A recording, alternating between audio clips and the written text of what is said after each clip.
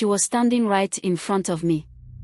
Her skin was cracked like old clay, her eyes black holes in her skull. She was smiling.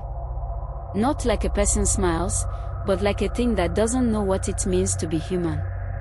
The wicked princess had returned. I never wanted to go to that village. It was too far, too deep in the forest, too full of things people didn't talk about.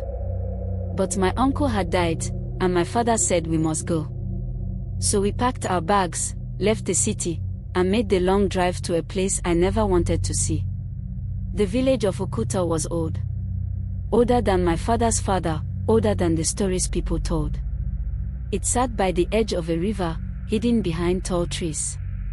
The air there was thick, the kind that makes you feel like someone is watching you. We arrived in the afternoon. The people barely spoke as we walked through.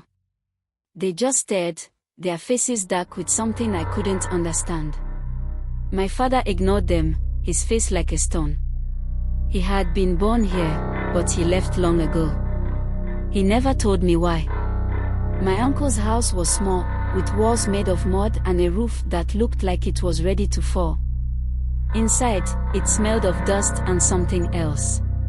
Something rotten. We stayed there that night. That was my first mistake. At first, I thought it was the wind. But there was no wind. The air was dead still. The whispers came from outside, then inside.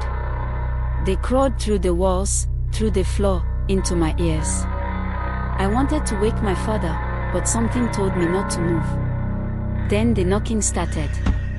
Soft at first, like a child tapping on the door. Then harder. And harder. It moved from the door to the window, to the walls, to the roof. Something was circling the house. I held my breath. And then, the smell came.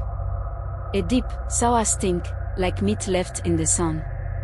It filled my nose, my throat, my chest. I felt sick. Then silence. For a long time, there was nothing. Just my heartbeat, loud in my ears. Then I heard it. I squeezed my eyes shut, gripping my blanket. It wasn't real. It couldn't be real. Then the voice laughed. Low and dry, like leaves crashing underfoot. And then it was gone. The next morning, I told my father.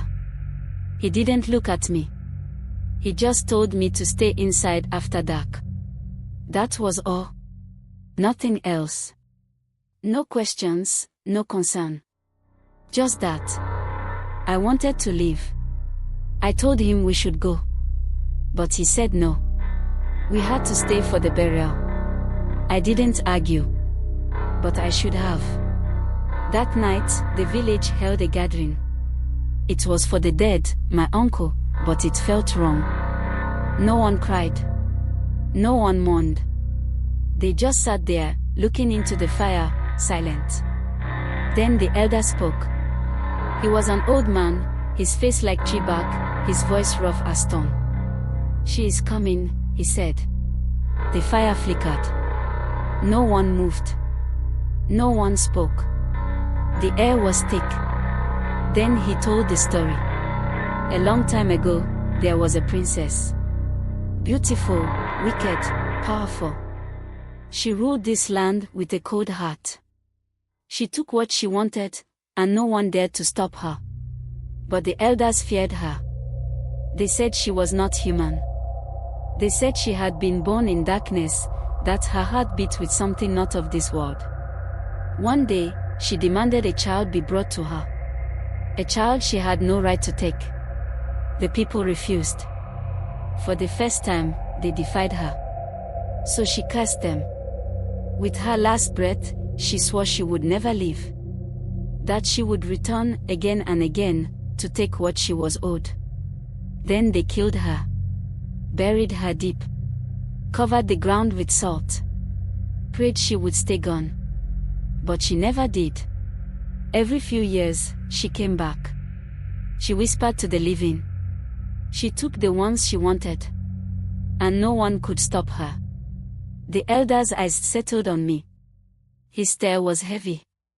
She calls the ones who don't belong, he said. She calls the ones who don't listen. The fire cracked. A woman gasped. The elder's gaze didn't move. I felt cold. That night, I didn't sleep. I locked the door, shut the windows, covered myself with blankets. But it didn't matter. She came anyway. The smell hit first. Then the whispers. Then the laughter. And then the door opened. I wanted to scream. I wanted to run. But I couldn't move. She was there.